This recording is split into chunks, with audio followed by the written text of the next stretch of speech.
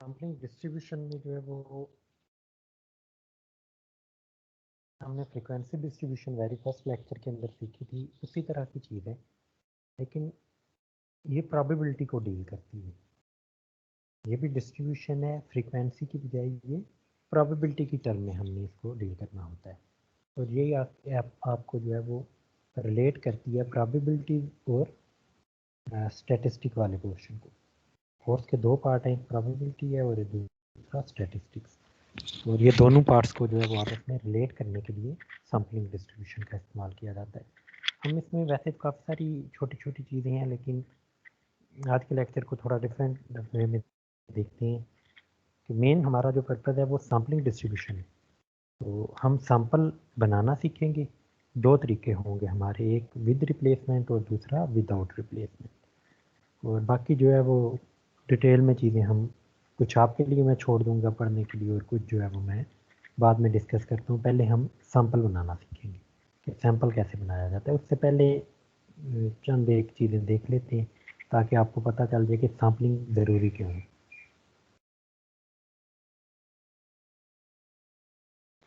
तो हमारा जो पर्पज़ होगा, हम दो तरह के डिस्ट्रीब्यूशन बनाएंगे, एक मीन के लिए और एक वेरिएंस के लिए। सैम्पलिंग डिस्ट्रीब्यूशन ऑफ मीन और सैम्पलिंग डिस्ट्रीब्यूशन ऑफ वेरिएंस। बाकी चीज़ें साथ साथ देखते जाएंगे। तीनों चीज़ें बाद में आप देख लीजिएगा इनको क्या है। सैंपल स्टैटिस्टिक क्या होता है और पॉपुलेशन पैरामीटर क्या होता है, इनके दरमियान में हमने डिफरेंस देखा था। पॉपुलेशन पैरामीटर जो है वो जो भी आप एज अ होल किसी चीज़ को ट्रीट कर रहे हैं, पूरे डाटा को ट्रीट कर रहे हैं, मसलन पॉपुलेशन ऑफ पाकिस्तान, एक पूरी पॉपुलेशन की बात करेंगे तो हर फर्द की बात उसमें आ जाएगी। इसी तरह अगर हम किसी सैंपल की बात करते हैं कि जो कोरोना पॉजिटिव थे या जिनका कोरोना टेस्ट हमने किया है, तो उसके लिए जो है वो कुछ खास लोगों को चूज़ किया गया जिनको थोड़ी सी अलामात जो है वो ज़ाहिर हुई। अभी तक जो है वो 19-20 करोड़ लोगों का जो है वो सैम्पलिंग नहीं हुई। कितने लोगों की हुई होगी? कुछ लाख लोगों की हुई होगी जिनको थोड़ी सिम्टम शो हुई। तो वो जो जिन लोगों की सैम्पलिंग जिन टेस्ट लिया गया है, इसका मतलब है वो एज अ सैंपल ट्रीट होंगे। इसी तरह कोई भी सब पार्ट जो है वो आपका एज अ सैंपल ट्रीट होता है। जो सैंपल से आपकी कैलकुलेशन की जाती है उसको सैंपल स्टेटिस्टिक का नाम दिया जाता है, और जो एज अ होल पॉपुलेशन से कैलकुलेशन की जाती है उसको पॉपुलेशन पैरामीटर का नाम दिया जाता है। तो अब आप खुद ही अंदाज़ा लगा लें कि पूरी पॉपुलेशन पाकिस्तान की से कोई क्वेश्चन किया जाए कि मसलन आपको शाम के खाने में क्या पसंद है, तो रोज़ा खोल के आप जो है वो क्या खाना पसंद करेंगे। तो ये पूरे पाकिस्तान की पॉपुलेशन से इंडिविजुअली यही क्वेश्चन पूछना एक डिफ़िकल्ट प्रोसेस है। तो अल्टरनेटिवली क्या है कि हम लोगों की अगर राय जानना चाहेंगे तो क्या करेंगे, हम एक सैंपल सेलेक्ट करेंगे, एक रीज़नेबल जो उसकी हमारे पास जो है वो स्ट्रेंथ होगी, उसके थ्रू हम ये क्वेश्चन पूछेंगे और फिर जो है वो इन्फ्लुएंस करेंगे अपना पूरी पॉपुलेशन के ऊपर। पूरी पॉपुलेशन के लिए पैरामीटर कैलकुलेट करना हमारे लिए मुश्किल है, लेकिन अगर सैंपल हम सैंपल के थ्रू स्टैटिस्टिक कैलकुलेट करना चाहें तो वो रिलेटिवली इजी हो जाएगा।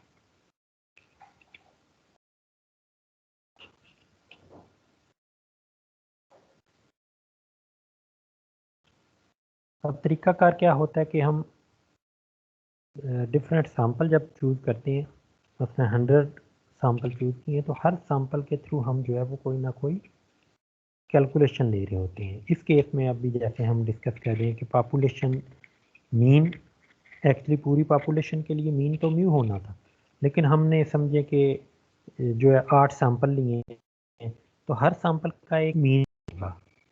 वो मीन जो है वो कौन सा मीन होगा? स्टैटिस्टिक होगा, एक्स बार होगा, और पॉपुलेशन के लिए जो मीन होगा वो म्यू होगा। तो ये हर सैंपल का डिफरेंट हो सकता है एक्स बार, ये सैंपल टू सैंपल वेरी करेगा, लेकिन हम वो वाला रिलेशन अब फाइंड करना चाह रहे हैं जो पॉपुलेशन मीन और सैंपल मीन को जो है वो आपस में रिलेट कर रहा हो। तो ये एक रिलेशन पाया जाता है, उसकी फॉर्म में हम जो है वो वेरीफाई भी करेंगे बाद में। ये कुछ कंडीशन है, लेकिन हम पहले आते हैं कि ये सैंपल कैसे चूज़ किया जाता है। विदाउट रिप्लेसमेंट का सैंपल पहले देखते हैं। अगर हमारे पास पॉपुलेशन के एलिमेंट जो हैं वो 4 एलिमेंट के साथ हमने सैंपल सेलेक्ट करने ऑफ साइज 2। टोटल एलिमेंट जो है ये हम छोटी एक एग्जांपल इस वजह से देख रहे हैं कि आप एक दफ़ा सारे एलिमेंट बना के देख लें, तरीकाकार आपको आ जाए। ये भी इतना आसान काम नहीं है, पूरी पॉपुलेशन के लिए तो एक डिफ़िकल्ट है ही, लेकिन जो सैंपल लेना है एक बड़ी पॉपुलेशन से वो भी एक डिफ़िकल्टी प्रोसेस है। लेकिन हम एक छोटे 4 एलिमेंट के लिए जो है वो ये काम करने जा रहे हैं ताकि आप पूरे प्रोसेस को समझ पाएँ। 4 टोटल एलिमेंट हैं जिनसे हमने सैंपलिंग करनी है, 2-2 के साइज़ का सैंपल लेने हैं विदाउट रिप्लेसमेंट। तो दो साइज़ का हर सैंपल होगा out of these 4 element. Capital N जो पॉपुलेशन साइज़ है वो 4 है और जो सैंपल साइज़ है n इज इक्वल टू वो 2 है। तो अब हमारे पास विदाउट रिप्लेसमेंट पहली बात है कितने सैंपल बनेंगे, नंबर ऑफ सैंपल कितने होंगे। तो आपने NCN कैलकुलेट करने हैं विदाउट रिप्लेसमेंट की वजह से NCN है। विद रिप्लेसमेंट हम नेक्स्ट स्लाइड पे देखेंगे। तो 2 के सैंपल साइज के लिए हमने जो है वो कैलकुलेशन जब की 4C2 तो हमारे पास आंसर 6 आया। 6 सैंपल हमारे बनेंगे ऑफ साइज 2 के। ये डिफरेंट होंगे, कोई रेपिटेशन नहीं इनमें होगी विदाउट रिप्लेसमेंट। विदाउट रिप्लेसमेंट का क्या मतलब है कि जब हम पहले वाला एलिमेंट चूज कर लेंगे, अब दूसरा एलिमेंट चूज करने के ऑप्शन तो मौजूद है लेकिन पहला एलिमेंट अवेलेबल नहीं होगा। फॉर एग्जांपल आप एक एलिमेंट चूज करते हैं और वो पहला एलिमेंट ए चूज हो जाता है। ए बी सी और डी 4 एलिमेंट है ना, तो चारों में से पहला एलिमेंट ए हमारा चूज हो जाता है। अब सेकंड प्लेस के ऊपर ए चूज होने का ऑप्शन नहीं है क्योंकि अब वो जो हमारे पास अवेलेबल ऑप्शन है उनमें बी सी और डी ऑप्शन ही है। ए ऑप्शन अब हमारी चॉइस के अंदर नहीं है। तो जब ए चूज होगा पहली प्लेस पे तो उसके साथ जो सेकंड प्लेस पे हमारे पास अवेलेबल ऑप्शन है वो कौन से हैं। ए के साथ सेकंड प्लेस पे बी ऑप्शन आ सकता है, सी और डी आ सकता है। ये सेकंड प्लेस तक ही हम रुक रहे हैं क्योंकि सैंपल का साइज 2 है। एक फर्स्ट प्लेस होगी, एक सेकंड प्लेस होगी। सैंपल ऑफ साइज 2 कंप्लीट हो गया ए और बी के साथ। इस तरह ये भी सैंपल ऑफ साइज 2 कंप्लीट हो गया, ये भी सैंपल ऑफ साइज 2 कंप्लीट हो गया।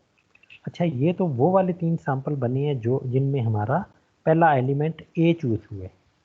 अब ए को कुछ देर के लिए भूल जाते हैं कि ए पहला एलिमेंट चूज ना अगर हो, बी एलिमेंट अगर हमारा पहली प्लेस पे चूज हो तो उस वक्त जो है वो सेकंड प्लेस पे हमारा सी आइदर चूज हो सकता है या डी चूज हो सकता है विदाउट रिप्लेसमेंट की बात करें। इस तरह अगर बी को भी छोड़ दें, आप सी पे आ जाएं कि अगर फर्स्ट प्लेस पे सी चूज हुआ तो सेकंड पे सिर्फ आपके पास एक ही ऑप्शन आ जाएगा, सी एंड डी। अच्छा, एक नेचुरल क्वेश्चन आपका इधर बनता है कि जब हमने इधर सी लिखा है तो उसके साथ ए और बी सेकंड प्लेस पे क्यों नहीं लिखा। इधर ये भी तो लिख सकते थे ना, सी बी सी ए। तो सी आप देख रहे हैं सी डी या डी सी का इधर एक ही मतलब है, तो कोई भी और आपको सी डी या डी सी नज़र नहीं आ रहा। लेकिन जब आप इधर सी बी या सी ए लिखेंगे तो सी बी का मतलब है कि आपका बी सी जो है वो ऑलरेडी मौजूद है, तो एक ही बात है, जस्ट इनकी प्लेस चेंज हुई है और कुछ नहीं है विदाउट रिप्लेसमेंट। तो इस वजह से हम वो रेपिटेशन जो है वो नहीं लिख रहे। इसी तरह इधर बी के साथ ए भी नहीं हमने लिखा, उसकी रीज़न भी यही है कि ए और बी पहले लिखे जा चुके हैं। ये एक सैंपल है, इसमें एक्चुअली प्लेस मैटर नहीं करती। ये हमने अपनी आसानी के लिए जो है वो फर्स्ट प्लेस को फिक्स किया है और सेकंड प्लेस को फिक्स किया ताकि हमें सैंपल बनाती दफ़ा आसानी हो। अच्छा, अब इसी पॉपुलेशन से हम सैंपल ऑफ साइज 3 बनाते हैं। तो पॉपुलेशन साइज 4 है, n is equal to 4, capital N is equal to 4। और अब सैंपल का साइज हम 3 रखने जा रहे हैं विदाउट रिप्लेसमेंट। तो अब हमारे पास जो टोटल नंबर ऑफ सैंपल बनेंगे वो कितने होंगे ऑफ साइज 3, 4C3। 4C3 कितना बनता है, 4 बनेगा। इसका मतलब है टोटल सैंपल ऑफ साइज 3 के जो बनेंगे वो हमारे पास 4 बनेंगे। अब इसका तरीकाकार क्या होना चाहिए कि अब हम जो है वो 2 प्लेसेस फिक्स करेंगे, ए के साथ बी को फिक्स करेंगे और अब हमारे कितने वेरिएशन के ऑप्शन आ जाते हैं, थर्ड प्लेस पे सी और डी का ऑप्शन आ जाता है। ए के साथ बी जब फिक्स हुआ तो सी और डी का ऑप्शन आ गया फर्स्ट कॉलम में। इसी तरह अब हम बी को ड्रॉप करके ए के साथ अगर सी को फिक्स कर लिया जाए तो हमारे पास जो है वो थर्ड प्लेस पे सिर्फ एक ही ऑप्शन आएगा विच इज डी। और इसी तरह अगर हम अब ए के साथ मजीद ऑप्शन कोई चूज नहीं हो सकता क्योंकि हमने 3 प्लेसेस भी तो पूरी करनी है। ए के साथ बी अगर चूज किया तो 2 ऑप्शन मौजूद थे, ए के साथ सी चूज किया तो सिर्फ एक ही ऑप्शन था, वो हमने सेकंड कॉलम में एनलिस्ट कर दिया। अब इसके बाद ए के साथ हम अगर कोई भी चूज करना चाहें तो हमारा सैंपल इन्हीं में से ही कोई आएगा, उसकी प्लेस चेंज हो सकती है लेकिन इन्हीं में से ही रेपिटेशन आएगी। तो अब हम मज़ीद चॉइस करना ए के साथ छोड़ दें अगर, तो उसके बाद 3 वाला सैंपल क्या हमारा सेलेक्ट हो सकता है? तो 3 वाला सैंपल सेलेक्ट करने का सिर्फ एक ही ऑप्शन है, बी के साथ सी ये पेयर कर लें और थर्ड प्लेस पे डी चूज हो जाए, तो हमारा एक ही सैंपल इस तरह भी। और भी सैंपल चूज हो सकते हैं लेकिन अगर आप उनकी तरतीब चेंज करेंगे तो आप देखेंगे वही सेम सैंपल आपके रेपिटेशन में आ रहे होंगे, इस वजह से हम उनको अनलिस्ट नहीं कर रहे। तो हमने एक तरीकाकार फिक्स कर लिया है कि हम जब विदाउट रिप्लेसमेंट अपना सैंपल बना रहे होंगे तो सैंपल ऑफ साइज 2 के अंदर हमने क्या किया, ए को फिक्स किया था सिर्फ और उसके साथ जितने भी वेरिएशन आ सकते थे वो अनलिस्ट कर दिए। फिर एक ए क्योंकि पहले गुजर चुका है तो फिर हमने ए को इग्नोर कर दिया, अब बी से स्टार्ट कर रहे हैं आगे। तो बी को हमने फर्स्ट प्लेस पे चूज किया, उसके साथ 2 ही वेरिएंट थे सी और डी। अब इसका मतलब है कि जो पीछे गुजर जाते हैं उनको हमने इग्नोर करते जाना है।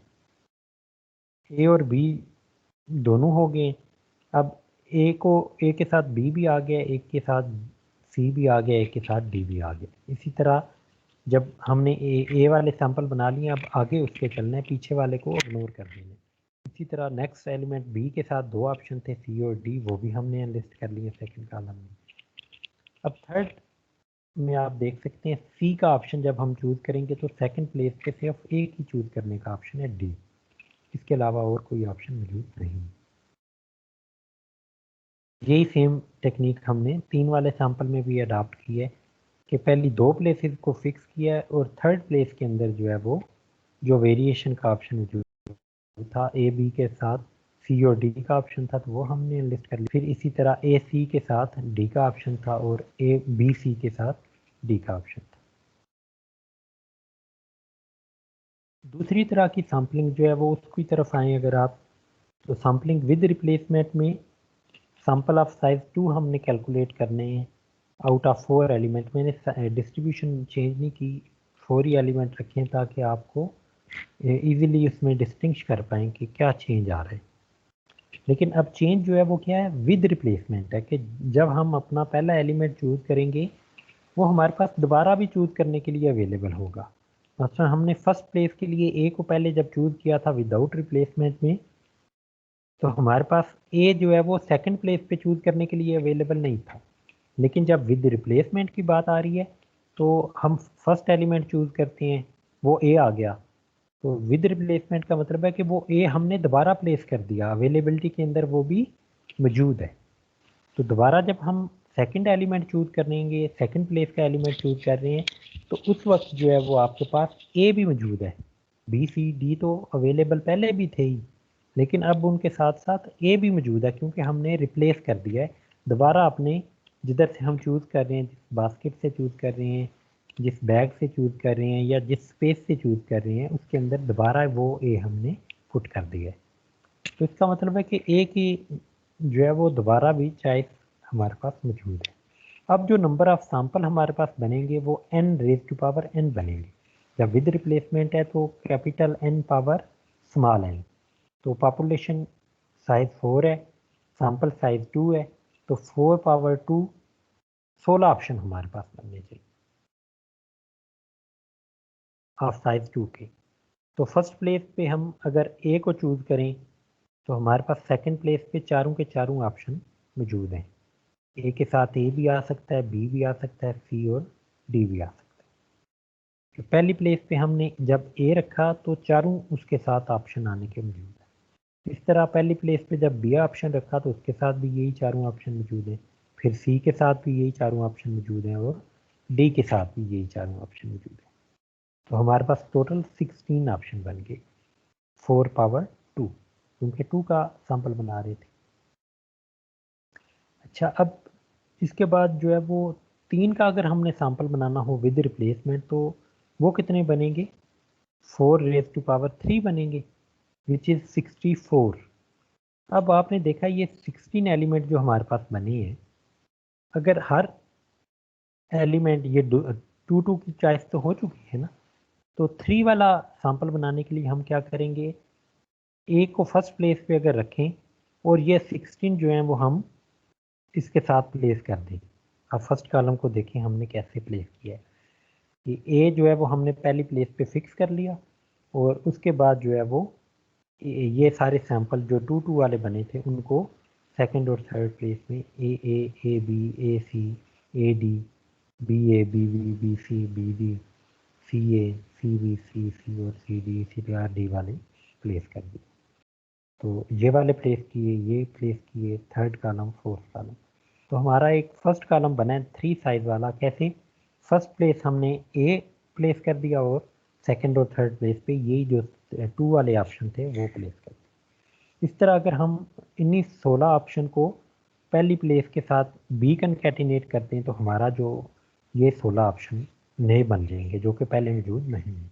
इस तरह सी के साथ और डी के साथ भी बनाएंगे तो टोटल हमारे 64 सैंपल स्पेस सैंपल जो हैं वो बन चुके हैं ऑफ साइज 3। अच्छा, इनमें आप देखेंगे अब रेपिटेशन मौजूद है। अगर आप इधर एक लाइन खींचते थे तो आपने देखा था कि हमने पहले 3 ऑप्शन इधर बनाए थे, ये वाले ऑप्शन जो है ये 3 ऑप्शन थे, फिर ये 2 ऑप्शन थे और फिर ये ऑप्शन था और फिर बस यही थे। तो कितने ऑप्शन हमारे बने थे, 3 2 और 1, 6 ऑप्शन बने थे। आप ये देख सकते हैं इस लाइन से नीचे नीचे ये जो मैं इमेजिनरी लाइन ड्रा करने जा रहा हूँ, अगर विदाउट रिप्लेसमेंट में हमने जो सैंपल ड्रा किए थे वो इस लाइन से नीचे नीचे जितने भी एलिमेंट थे वो हमारे पास आए थे। इसका मतलब है ये एलिमेंट अब डुप्लीकेट भी आ रही हैं। एक तो एलिमेंट आपके ये वाले आ रहे हैं ना, A B B C D D, ये भी विदाउट रिप्लेसमेंट के अंदर मौजूद नहीं थे। और दूसरी चीज़ कौन सी थी, ये ए बी और बी ए, इसकी भी रेपिटेशन आई है, ए सी और बी सी, सॉरी ए सी के साथ सी ए, इस चीज़ की भी रेपिटेशन आई है। विदाउट रिप्लेसमेंट के अंदर ये चीज़ें डुप्लीकेट भी नहीं थी आ रही और ये डबल वाले एलिमेंट भी नहीं आ रहे थे। इसी तरह ये थर्ड वाले सैंपल के अंदर भी ये triple A, triple B, triple C, double B, double C, ये सारे ऑप्शन हमारे पास पहले मौजूद नहीं थे अगर हमने प्रीवियस स्लाइड को देखें तो इसका मतलब है इसके अंदर जो है वो अगर ऑर्डर का मैटर कर रहा हो तो हमारे पास नंबर साइज के जो नंबर ऑफ सैंपल स्पेस हैं वो इंक्रीज हो जाते हैं। जो सैंपल आपके पास 4 रेज टू पावर आपके पास कितने बने थे, 4 बने थे टोटल, और अब इधर 64 बन रही हैं। जो इधर 6 बने थे वो 16 बन रही हैं। तो एक जनरल फार्मूला हमारे पास मौजूद है, कितने भी बनाने होंगे वो हम बना लें। तो एक्चुअल जो हमारा पर्पज़ है वो क्या है, कि सैम्पलिंग डिस्ट्रीब्यूशन हम बनाना चाह रहे हैं और उससे पॉपुलेशन पैरामीटर हमें मिल जाएगा। लेकिन ये सारा काम सैम्पलिंग डिस्ट्रीब्यूशन बनाने का हम कैसे परफॉर्म करते हैं, ये सैंपल स्टैटिस्टिक की मदद से करते हैं। सैंपल स्टैटिस्टिक हम पहले जो है बनाते हैं, फिर उनकी फ्रीक्वेंसी डिस्ट्रीब्यूशन जो है उसको हम कन्वर्ट करते हैं प्रोबेबिलिटी डिस्ट्रीब्यूशन के अंदर, और फिर उसकी सैम्पलिंग डिस्ट्रीब्यूशन जो है वो हमें पॉपुलेशन पैरामीटर दे देती है। ये मैं डिटेल जो है वो आपके लिए रीड नहीं कर रहा, इसको आप डिटेल से खुद रीड कीजिएगा, जो इसमें से क्वेश्चन बनेंगे वो आप मुझसे पूछ लीजिएगा। तो जो sampling distribution of sample mean है, एक हमने ये फाइंड करनी है, और दूसरी sampling distribution of sampling sample variance sigma square, या सैंपल स्टैंडर्ड डेविएशन की भी समटाइम फाइंड की जा सकती है। तो ये क्या होगी, sampling distribution of sample mean क्या होगी, ये प्रोबेबिलिटी डिस्ट्रीब्यूशन होगी सैंपल मीन की, कि जैसे हमने ये सैंपल बनाए, 16 बनाए, 6 बने, 4 बने, 64 बने, अब ये हर एक जो है वो, जो आपके पास एक स्ट्रिंग आई है ऑफ साइज 2 या साइज 3 की, तो ये एक सैंपल के तौर पे ट्रीट हो रही है। तो हर सैंपल से हम क्या करेंगे, स्टैटिस्टिक फाइंड करेंगे। अगर वो population sample mean x bar है, तो हमें पता है 3 वैल्यू या 2 वैल्यू का एक्स बार कैसे फाइंड किया जाता है, उनको ऐड अप करके नंबर ऑफ वैल्यू के साथ डिवाइड कर दिया जाता है। तो हर सैंपल का हम सैंपल मीन फाइंड करेंगे और फिर उसकी जो है वो डिस्ट्रीब्यूशन आगे बना के अपनी कैलकुलेशन की तरफ ले जाएंगे। लेकिन जो इम्पॉर्टेंट प्रॉपर्टी है इसके दरमियान में कि हम देखेंगे इसका जब expected value of this distribution find किया जाएगा फॉर एक्स बार, तो वो हमारे पास पॉपुलेशन मीन के इक्वल ही आता है। ये एक ब्यूटी है इस चीज़ की कि आपके पास पॉपुलेशन मीन जो है वो इसके थ्रू ही आ जाएगा। तो इधर से ये क्या चीज़ आपको मिल रही है कि जो होल पॉपुलेशन है उसका जो पॉपुलेशन पैरामीटर म्यू है, वो ही सेम आंसर हमें ये चीज़ भी दे रही।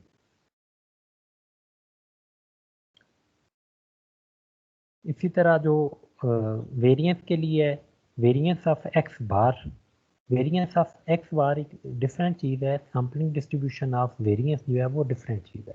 अभी हम बात कर रहे हैं जो हमने एक्स बार के लिए डिस्ट्रीब्यूशन बनाई है, जब उसका वेरिएंस फाइंड करेंगे, जैसे हम मीन फाइंड करते हैं, एक्सपेक्टेड वैल्यू फाइंड करते हैं, उसी तरह फिर हम x square P of x उसका सम करते हैं और उसमें से एक्सपेक्टेड वैल्यू ऑफ एक्स का स्केयर माइनस कर देते हैं, तो हमें वेरिएंस मिल जाता है।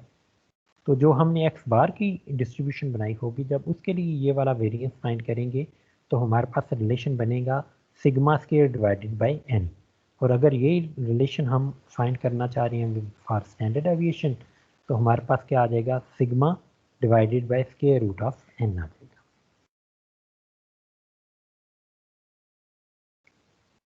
एक सिंपल एग्जांपल से हम स्टार्ट करते हैं। तो पॉपुलेशन के अंदर हमारे पास 6 एलिमेंट हैं, 1 2 3 4 5 एंड 6।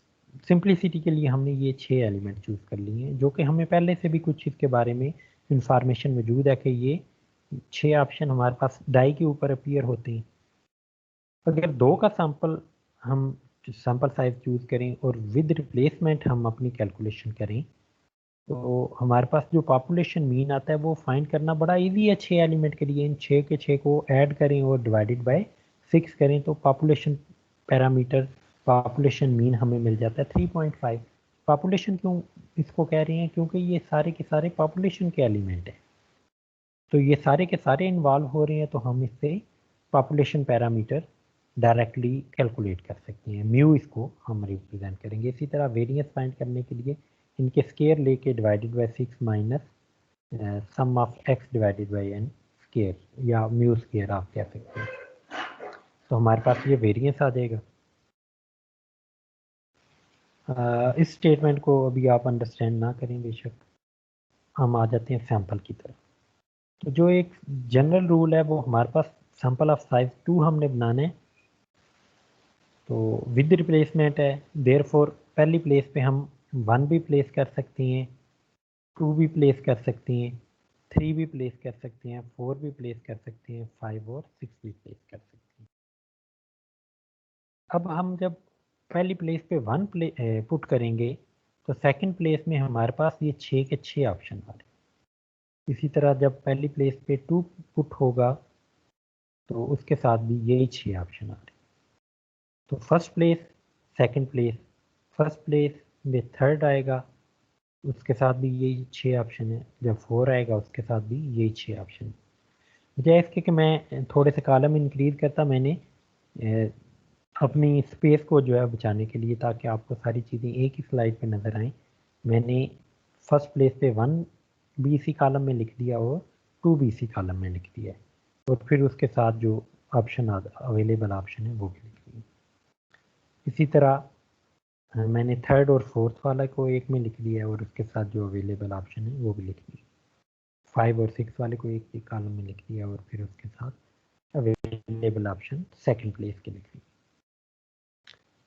अब जो इनका मीन है एक्स बार जो है एक्चुअली वो हमारे पास क्या है, इन दोनों को ऐड करके डिवाइडेड बाय 2 करेंगे, क्योंकि 2 number of sample, 2 sample size है हमारे पास।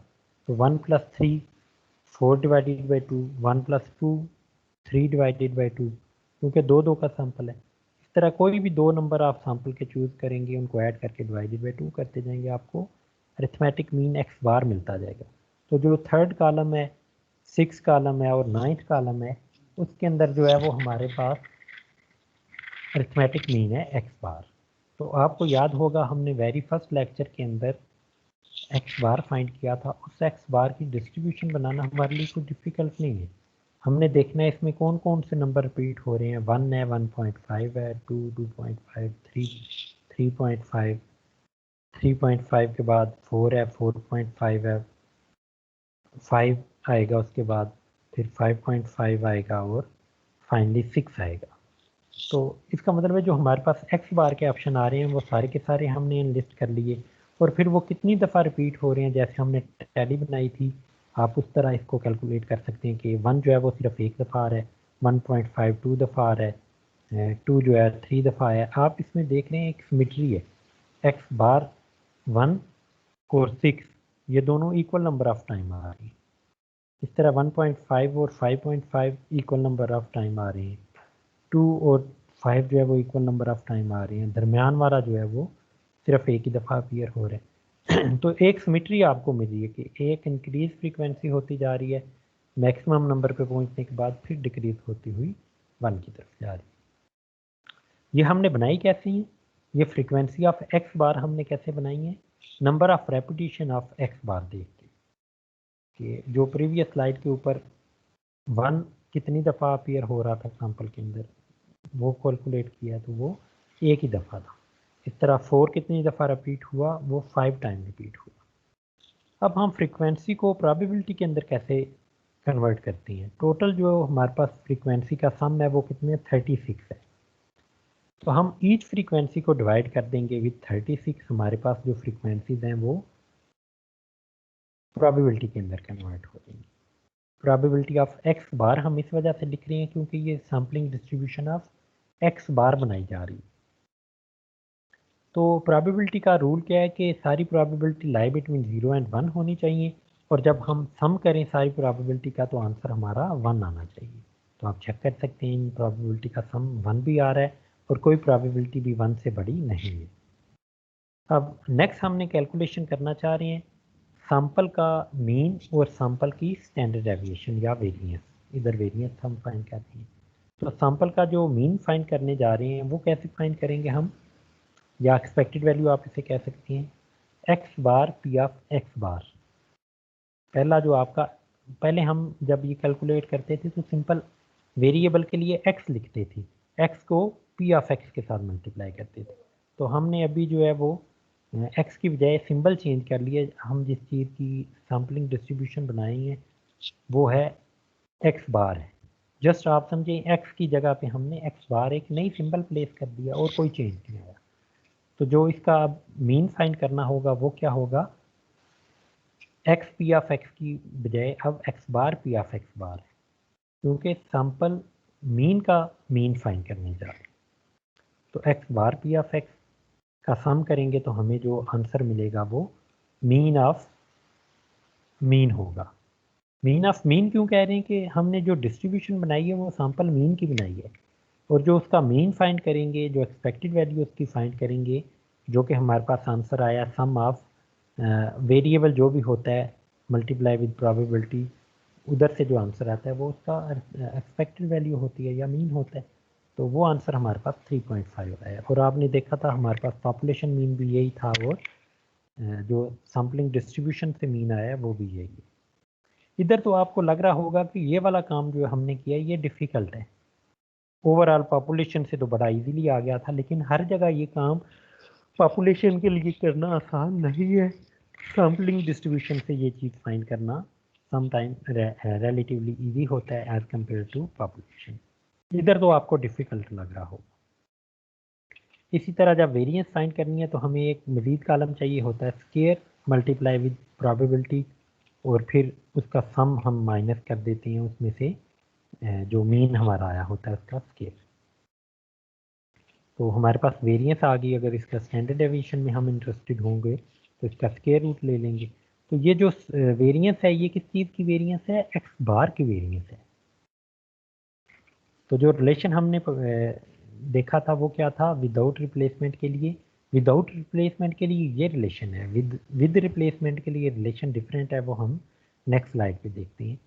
तो विद रिप्लेसमेंट के लिए क्या रिलेशन था कि जो सैम्पलिंग डिस्ट्रीब्यूशन का मीन होगा वो पॉपुलेशन मीन के इक्वल होगा, और जो सैम्पलिंग डिस्ट्रीब्यूशन का वेरिएंस होगा वो variance of population divided by n होगा। आप देख रहे हैं जो सैम्पलिंग डिस्ट्रीब्यूशन का वेरिएंस आया, सैम्पलिंग डिस्ट्रीब्यूशन इधर किस चीज़ की थी? एक्स बार की थी। उसका जो वेरिएंस आया है वो भी 1.4583 आया है। और अगर पॉपुलेशन वेरिएंस को डिवाइडेड बाय n करें तो पॉपुलेशन वेरिएंस हमारे पास 2.9166 आया था, जो हमने शुरू में कैलकुलेट कर लिया था इसके लिए। वो डिवाइडेड बाय n, क्योंकि सैम्पल ऑफ साइज 2 है तो डिवाइडेड बाय 2 किया, हमारे पास जो आंसर आ रहा है वो सेम आंसर है।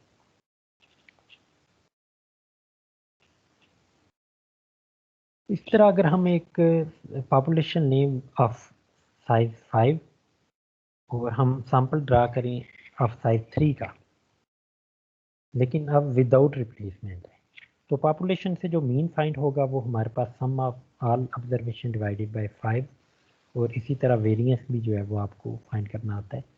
अब हम इसके बाद अगला काम करेंगे, विदाउट रिप्लेसमेंट इसके सैंपल बनाएंगे ऑफ साइज 3। आप 2 के भी बनाना चाहिए आपको बनाने आ गए हैं, और 3 के बनाना चाहिए वो भी आपको बनाने आ गए। तो विदाउट रिप्लेसमेंट में हम क्या करते हैं, दो एलिमेंट को फिक्स कर लेते हैं। हमारे पास जो अवेलेबल ऑप्शन है वो 5 ऑप्शन है, 0, 3, 6, 9 और 12। तो हम पहले दो ऑप्शन जो है वो फिक्स करते हैं 0 के साथ 3। तो थर्ड प्लेस पे हमारे पास जो ऑप्शन है वो 6, 9 और 12। इसी तरह फिर 0 के साथ अगर सेकंड प्लेस पे 6 को फिक्स कर लिया जाए, फर्स्ट प्लेस पे तो 0 ही है अभी, लेकिन सेकंड प्लेस पे 6 है, तो थर्ड प्लेस पे अब हमारे पास जो पहले वाले जितने ऑप्शन गुजर चुके हैं उनको भूल जाने हैं हमने, जो इसके बाद ऑप्शन आ रहे हैं 9 और 12 उसको प्लेस कर देना। अगर हम ऐसा करते हैं कि पहले वाले ऑप्शन भी लिखेंगे तो उनकी रेपिटेशन हो जाएगी, तो इस वजह से हम वो बार बार लिखते ही नहीं है। तो हमने एक अपनी तरफ से स्कीम डिफाइन कर ली है कि जो पीछे गुजर चुके होंगे एलिमेंट उनको दोबारा हमने नहीं देखना, हम आगे चला करेंगे। तो 0, 6 के बाद जब हमने देखा तो आगे ऑप्शन हमारे पास 9 और 12 का ही ऑप्शन था, दो ऑप्शन हमारे पास बन गए। तो इसके बाद अगला ऑप्शन जब हमने सेकंड प्लेस पे 3 भी हो गया, 6 भी हो गया, सेकंड प्लेस पे जब 9 चूज करेंगे तो थर्ड प्लेस पे ऑप्शन चूज होने का सिर्फ एक ही है, 12। इन सारी सैंपल के जो है वो आप मीन फाइंड कर सकते हैं। कैसे? हर सैंपल के एलिमेंट को ऐड करेंगे, डिवाइडेड बाय 3 करते जाएंगे, आपके पास सैंपल मीन आते जाएंगे। अच्छा, इसी तरह जो है वो अगले सैंपल की तरफ बढ़ते हैं। फर्स्ट एलिमेंट पे 0 वाले सारे सैंपल हो चुके, अब फर्स्ट एलिमेंट पे 3 वाले ऑप्शन की तरफ आते हैं। तो फर्स्ट एलिमेंट जब 3 चूज होगा उसके साथ हम 6 को फिक्स करते हैं। तो 6 फिक्स करने के साथ जो है वो आप देखेंगे कि आपके पास जो है वो थर्ड प्लेस पे 9 और 12 का ऑप्शन जो है वो मौजूद होगा। और इसी तरह जो है वो हमारे पास जब ये दोनों ऑप्शन चूज हो जाएंगे तो थर्ड के साथ जो है वो हमारे पास 9 सेकंड प्लेस पे चूज होने का ऑप्शन आएगा, तो थर्ड प्लेस पे सिर्फ एक ही ऑप्शन आएगा, 12। तो जब ये फर्स्ट प्लेस पे 3 वाले भी सारे सैंपल कंप्लीट हो गए तो थर्ड प्लेस पे जो है वो फर्स्ट प्लेस पे जो है वो अगला ऑप्शन चूज होने का 6 आ जाएगा। तो 6 के साथ जो है वो हम सेकंड प्लेस पे 9 अगर चूज करेंगे तो थर्ड प्लेस पे हमारा एलिमेंट चूज हो सकता है। लेकिन इसके बाद जो है वो 6 अगर हम फर्स्ट प्लेस पे चूज करते हैं तो सेकंड प्लेस पे 12 चूज करें, 12 तो चूज हो सकता है लेकिन थर्ड प्लेस पे एलिमेंट आने का ऑप्शन ही नहीं है, तो इसका मतलब है सैम्पलिंग हमारी इधर स्टॉप होगी। बाकी प्रोसेस उसी तरह है जो हमने सैंपल मीन फाइंड किए हैं, कौन कौन से एलिमेंट आए हैं 3, 4, 5, 6, 7, 8 एंड 9, तो इनकी डिस्ट्रीब्यूशन बना लेंगे। कितनी दफ़ा ये रेपिटेशन हो रहे हैं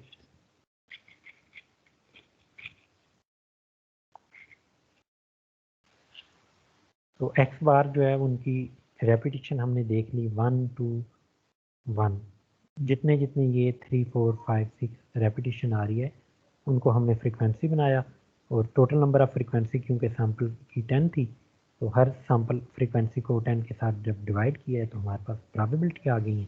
इनका मीन और वेरिएंस फाइंड करने का वही तरीका है कि जो वेरिएबल है वो प्रोबेबिलिटी के साथ मल्टीप्लाई हो और उसका स्केयर जो है वो प्रोबेबिलिटी के साथ मल्टीप्लाई हो। ये वाला सम करें तो डायरेक्टली मीन आ जाता है, मीन ऑफ सैम्पलिंग डिस्ट्रीब्यूशन आ जाता है। जब हम मीन की बात करते हैं तो वो डिफरेंट तरह के मीन है।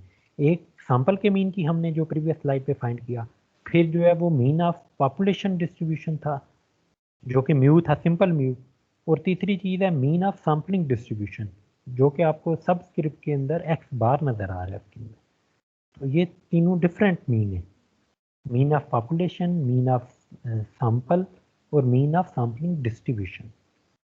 तो ये वाला जो मीन है हम इसके अंदर इंटरेस्टेड थे, हम इधर तक पहुंच गए हैं। इसी तरह वेरिएंस जो है वो आप फाइंड करेंगे, लेकिन अब क्योंकि विदाउट रिप्लेसमेंट है तो मीन के लिए तो वही रिलेशन है कि mean of sampling distribution population mean के इक्वल होगा, लेकिन जो वेरिएंस ऑफ सैम्पलिंग डिस्ट्रीब्यूशन है वो वेरिएंस डिवाइडेड बाय एन और साथ एक इजाफी फैक्टर करेक्शन फैक्टर के तौर पे मल्टीप्लाई होगा N minus N divided by N minus 1। ये कैपिटल एन पॉपुलेशन का साइज है, एन जो है सैंपल साइज है, एन माइनस 1 जो है वो पॉपुलेशन माइनस 1। तो आप देखेंगे आपके पास आंसर दोनों टैली करेंगे। बाकी ये वाली सारी चीज़ें आपने रीड कर लेनी है, तो जो भी आपको डिफ़िकल्टी इसमें फील हो वो आपने बता देनी है।